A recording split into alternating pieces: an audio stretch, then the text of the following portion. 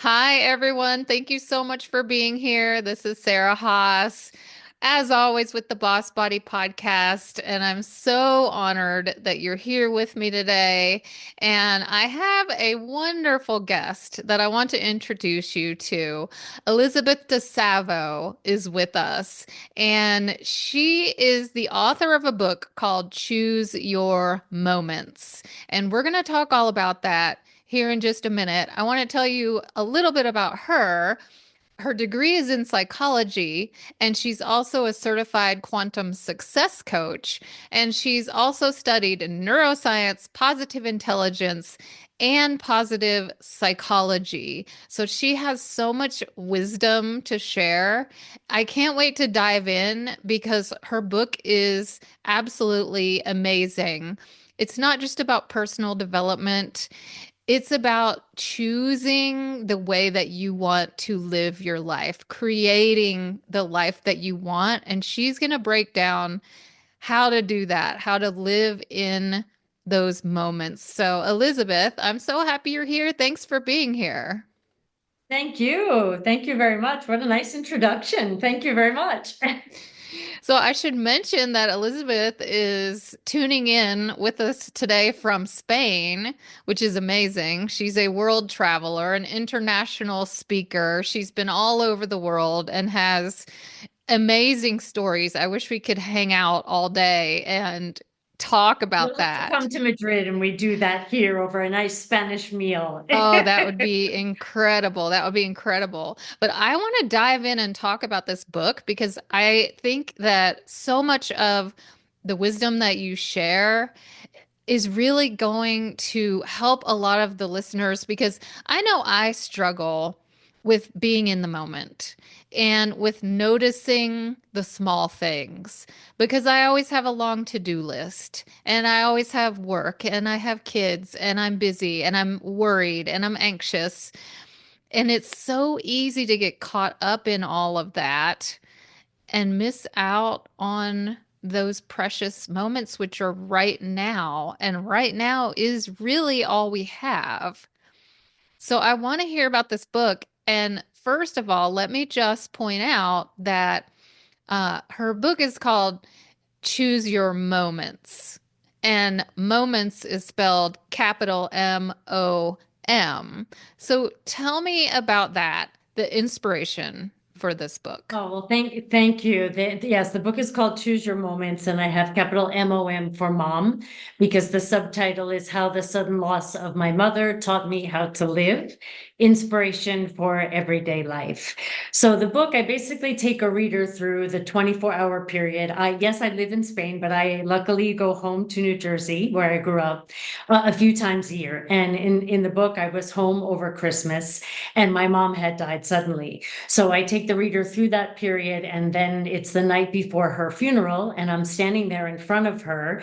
And I want to say I got a download, but I really got the message that often the things that we think matter don't. And all that matters are the moments. And the first line of the book is, "It's inevitable that death is a part of life, but what if it was death itself that taught us how to live?" And that's what happened to me, because in losing my mom suddenly and not expecting it, the first thing I thought was, what did we do this week? Were there flowers in the house? She loves flowers. Did she drink tea? She loves tea. Did she see the ocean? Did she watch a good movie? Did she laugh? Nothing to do with what you said in the beginning, right? Our to-do list, the work, the emails, taking care of this and that, and feeling anxious and exhausted. I was more thinking about what did we do in our last moments that really mattered.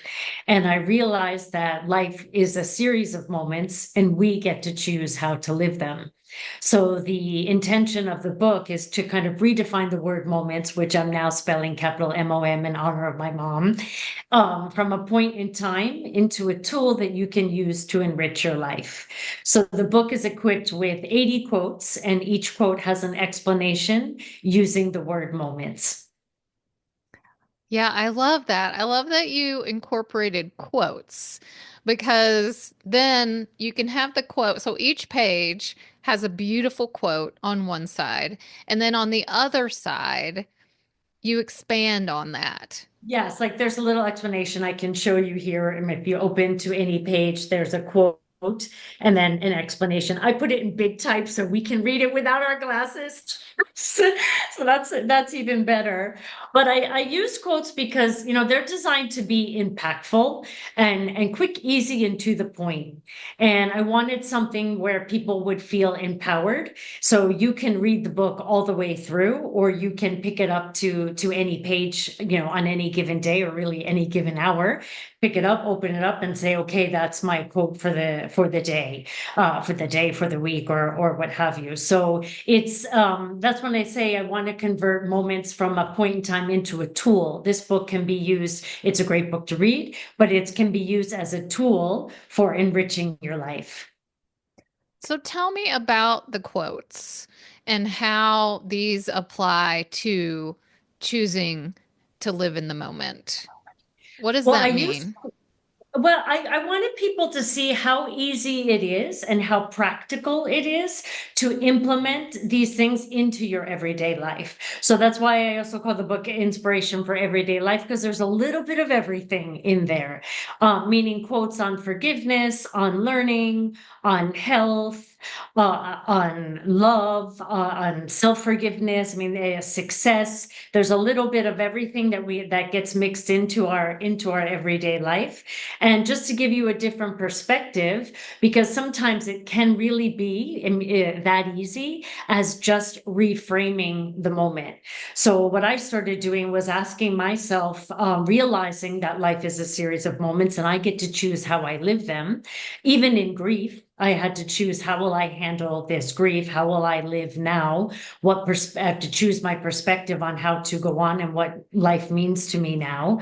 But I would ask myself, do I want to spend my moments thinking about this problem?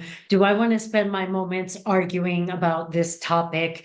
Do I want to spend my moments in this job, that wasn't me, but, or in this relationship or what have you? I mean, it can go from the big to the small. Do I want to spend my moments eating this kind of meal or that one? Do I want to spend my moments drinking water or soft drinks? Do I want to spend my moments walking around and moving or relaxing, which you can do too?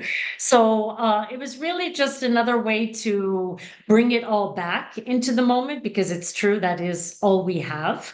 We think about the past and worry about the future.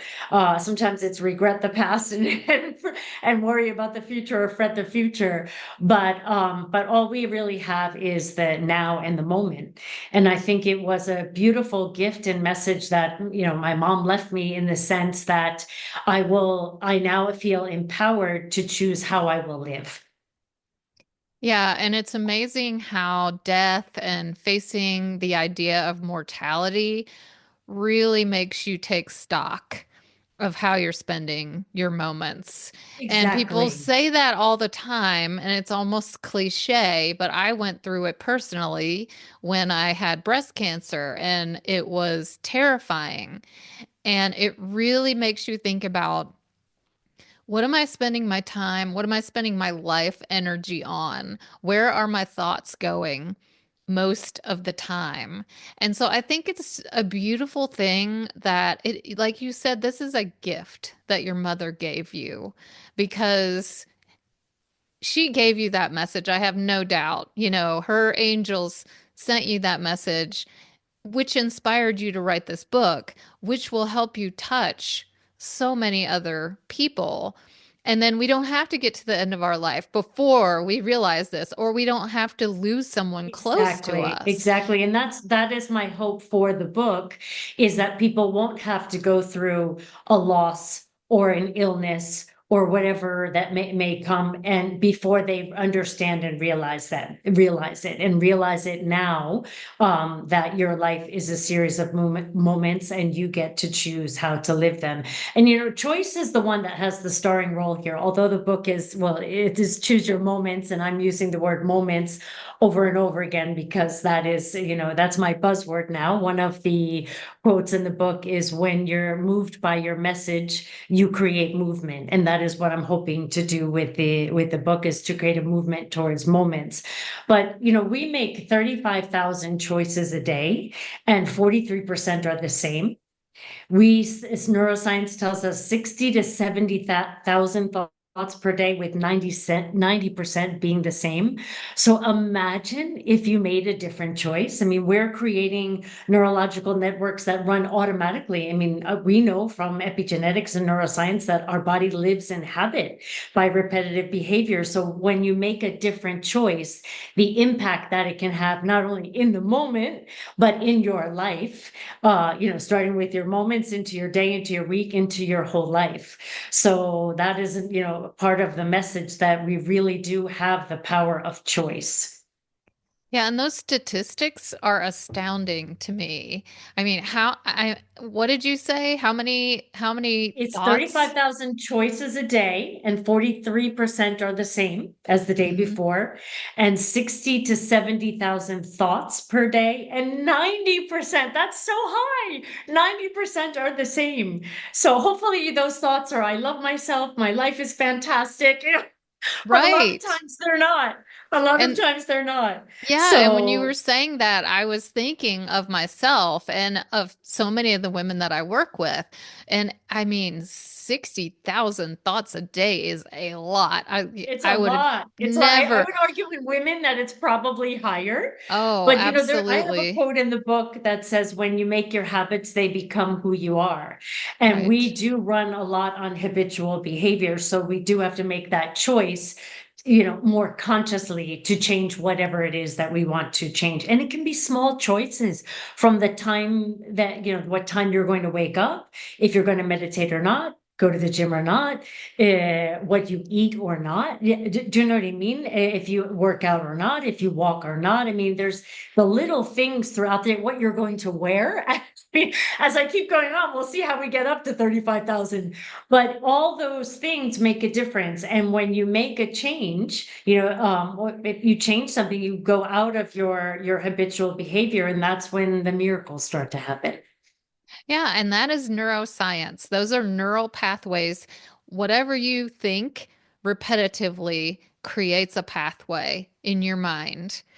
And so many of us have these negative thoughts. I mean, you're talking about choices about what you're physically going to do that day, but then there's also what you're thinking about, like, say, your self image. And that's what I see as an issue for so many, including myself. We're so hard on ourselves. We tell ourselves, I'm not pretty enough. I'm not thin enough. I'm not smart enough. I'm not achieving enough, or whatever it is. We feel like we're falling short. And we keep telling ourselves that over and over and over and over and over all day long. I don't like what I'm seeing in the mirror. I don't stick to my healthy habits, or whatever those thoughts are. Those are creating your strong neural pathways. And the more you say it, the stronger those pathways become. And the more you believe it, and the more you live it. And Exactly. Yeah, I like what you said about choice. You can choose, because if you choose those thoughts, if you choose positive thoughts and you continue to repeat those, and because 97%, that's a lot. That's a lot of repetition.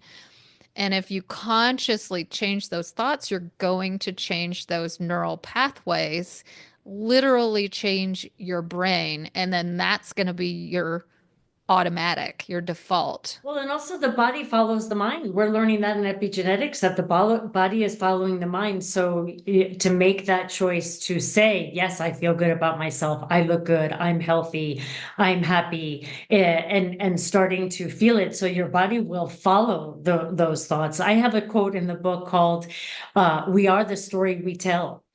And sometimes we don't realize the stories that we're telling, even about ourselves, whether it's our now, our past, or even what's going to happen to us in the future. But we become the story that we tell, and we're not always consciously choosing well that story. And that, that narrative can sometimes be damaging. So it would be fantastic to make a choice to tell a better story. I say that in the book. You want better moments? Tell a better story. Right, as Yeah. easy as that so it sounds. But that's why I say choice does have the starring role here. And in my situation, I had to choose how I was going to handle the grief. I leaned on choice a lot. I made that conscious choice of I choose to be happy. I choose to be resilient. I choose to look for things that will make me smile. I choose to feel good. I choose to look for the beauty in the world. Because if not, we can be consumed by the sadness or the grief or the anger or whatever it may be. So it's not always easy to make that choice, but I kept leaning on choice and kept leaning on willingness and intention. I'm willing to do this. My mom brought me to this world. She wants me to be happy. I think about like when I was a kid and she would take me to the beach or she would take me to McDonald's or wherever it would be. She would drop me off for me to enjoy myself and then come and pick me up, right? So I'm looking at life as the same way now. She's dropped me off here, and when it's time, she'll come back and get me. But in the meantime, I'm to live well. And I love this purpose and this mission that I have now, which is to help people to really change that meaning of the word moments from a point in time into a tool, and to make the choices to enrich their lives. Yeah. Yeah. And I want to make it clear that you're not saying that there won't be times of grief and anger, because I think sometimes people view any kind of loss or grief or whatever emotions they're going through as bad. Those are bad. I shouldn't feel that. Oh, I shouldn't yeah. allow No, that. not at all. Not at all. No, I mean, I think you also have to choose to allow yourself to grieve and to have any emotion that it is. They say that it takes 90 seconds to process an emotion, but there's no grief, sadness, whatever. There's no good, there's no bad. It's what it is. It's the same thing of saying crying is just as it's the same thing as laughing. It's a different expression.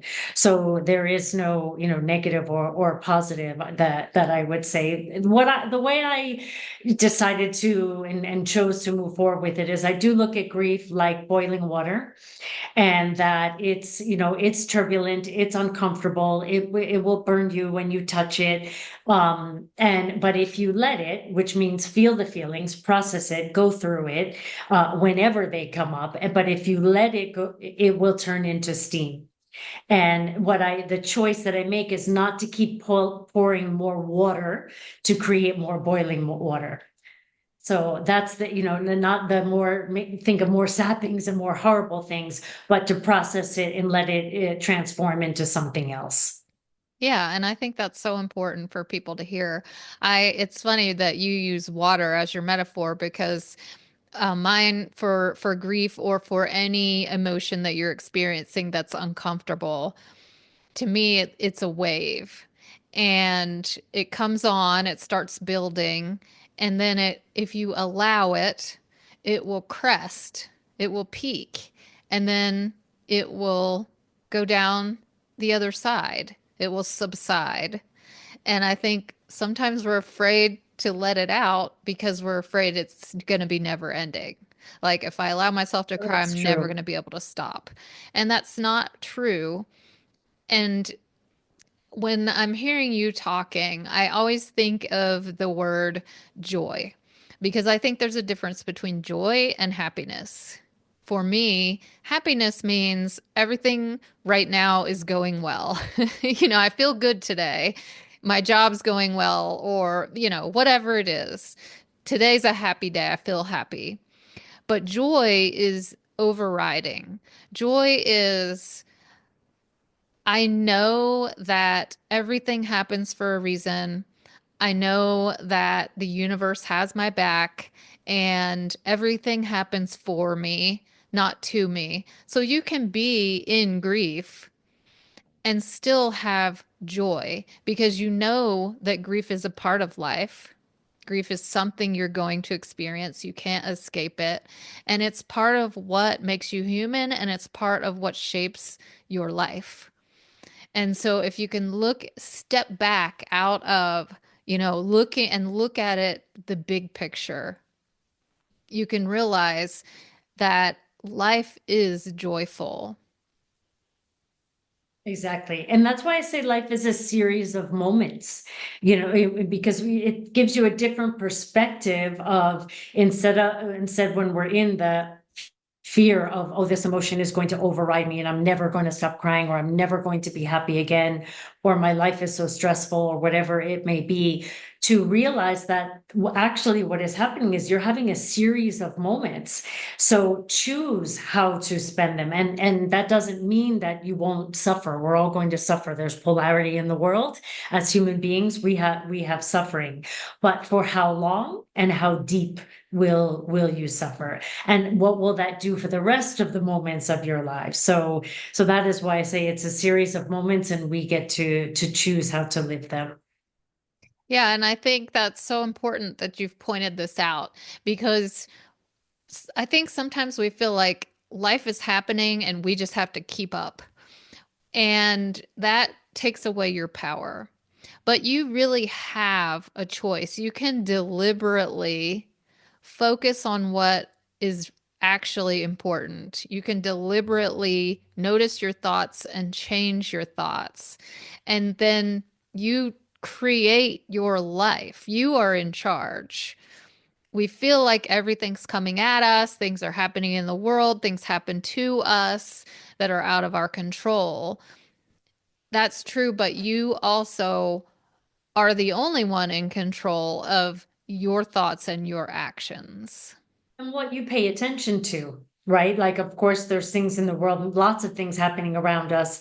And a lot of them I choose not to pay attention to. So I can keep choosing my moments well. But I remember when I first moved to Spain in 2011 and they were in a crisis. And in Spanish, they say crises, we're in a crisis. And people used to say to me, oh, you're crazy to move here now. You'll never find a job. We're in a crisis. It's so hard. We're in a crisis.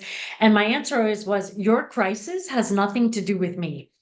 I came here for something else, and really kind of set the pattern and the energy that, I'm here to explore, learn, and see if I can build a life here, regardless of the economy, politics, or whatever is happening, because we will never be able to control all of that. The only control we really have is our own mind. Not even our emotions. Our emotions will come and we need to process them and feel them, but we can control how we think and what we think. So that's why I would say to people to ask yourself that question: do I want to spend my moments doing this? And some things, yes, you have a job and you have to complete certain things. You have a family, you have to take care of them. There's things that we have to do, but how can you make it a little bit better? What joy, as you said, can you bring into those moments? I mean, after my mom died, I had a work event that I had to produce for over 300 people, 45 speakers, 9 panels, 50 awards. And I was like, and I thought to myself, how will I do this? And I decided to make it about moments.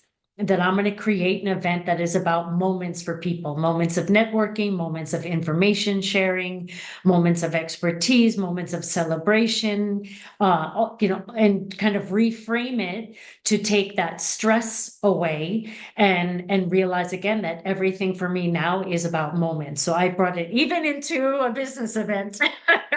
Yeah, it can apply to every area of your life, your relationships, your day to day, your career, everything. Yeah. So, do There's a you quote in the book that says your vision will take you even further than your sight. And sometimes I would challenge people to think about, where in your vision are you arguing with your child? Or where in your vision are you fighting with your boss for a raise? Or where in your vision are you doing, do you know what I mean? So it's the same as, similar to, do I want to spend my moments doing whatever it may be or thinking about? So it's just another way to kind of take a look at what you're thinking and what you're doing to empower yourself. Yeah, absolutely. So, do you have specific techniques or tools in the book of how to take those everyday moments and harness them and create the experience that you want to create? Or are there specific quotes around that? If someone is hearing what you're saying and liking what you're saying, but then also sitting there thinking, oh my gosh, like this is hard. This is a lot. Like, how do I get started? How do I start changing my thinking and changing how I Exactly. experience moments? It's kind of like signing up for the gym, right? Oh no, now I have to go to now I have to go. But it seems like each self-help or self-development initiative that we start, we don't want it to be work. And so I designed the book to be easy in the sense that you could just pick it up and open to any page and implement that quote into your life. But what I would say for anybody who is just starting out, so to speak, or they've woken up or they've listened to this and thought, I'd like to make a change in my life today. I always say meditation, and I don't mean meditation, sit for 20 minutes because that scares people, but as easy as when you're in the shower and even if it's just a couple of minutes, and imagine when the water is coming down over your head, or if you're not washing your hair that day, when the water's coming over your body, imagine that it's light and just kind of you're bathing yourself in light. Take a few breaths while you're doing that, while you're taking the shower to kind of set yourself up for the day. Or you can do it when you wake up in the morning. Just imagine yourself being bathed in light. The reason I say shower is because you're already going to be taking a shower, so it's not an extra chore that you have to do. And then for in terms of the book, I would just randomly open the book to any page. There's 80 quotes with 80 explanations that can be like 80 coaching exercises, and you can just close your eyes and say, okay, what do I need to know today? And boom, open it up and there it is. For example, the quote I just got to here is even world-class athletes have coaches. And then the explanation is we are not born with a user's manual or a set of instructions on how to have the perfect life. We will encounter teachers and guides along the way to propel us forward. We can all benefit from the support of someone coaching us towards living our best moments. So anybody who is thinking about getting a coach, there's the sign to get one. That's right. Yeah, And I so like how you say, exactly. Things like that. Another quote is learning can make your life limitless. The world is constantly evolving with advancements to live faster, better, stronger, and longer. There are countless opportunities to learn a new skill, language, insight, or perspective that can open you up to new moments. So I think that as people just read the quotes, hopefully they will feel that that one is meant for them that day and find a way to implement it. It's funny that the coaching one came up because I was with a friend from my business network who was considering hiring a business coach, but he's a lawyer and he didn't really think he needed one. And so we were at a dinner and people were going around the table and he opened up to that page. Now he hired the divine, business coach a that he message needed. from the Exactly. divine. Yes. Exactly. Yeah, Exactly. and I like that idea of just letting the universe speak to you. Open to a Right. page. And I do that because I like to listen to YouTube, meditations or inspirations, things like that. And YouTube's gotten to know me, so they know the people that I follow, Louise Hay and Bob Proctor and some of those, amazing, amazing teachers, Deepak Chopra. So it knows who I like. So it's going to feed me a mix of those. And a lot of times I'll just be having a moment, or it'll just be first thing in the morning and I want to set myself up for a good day. Or if I'm anxious or worried about something, whatever, I'll just open YouTube and see what's the first video that comes up, and is Right. that meant for me? And so I like that Exactly. And that of book, course it you could is. just, yeah, you could just keep the book on your coffee table and first thing in the morning say, okay, higher power, divine, whatever. what do you need? What message do I need to hear today? And open Exactly. the And then book going and about see. implementing it, trying to implement it, because as we were talking before about the choosing better thoughts, as you get into a positive, more positive space, more positive things will start to happen. The law of attraction is always in action. Yes. So it would help for that as well. Yes, your thoughts are going to eventually manifest what your world around you looks like.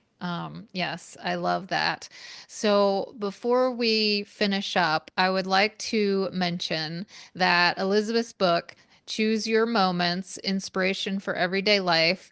If you guys are interested in checking it out, which I highly recommend because it's just absolutely amazing. There's so much more in there that we could talk all day, but we don't have time to, dive in any deeper.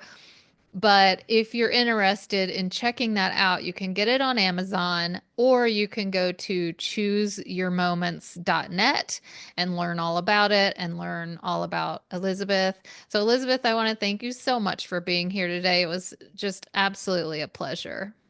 Oh, thank you. It was great to meet you. Thank you very much. And great work that you're doing. Thank you so much. And thank you, everybody, for tuning in. I appreciate your time so much, and I appreciate you allowing me to be a part of your life. And I will see you soon.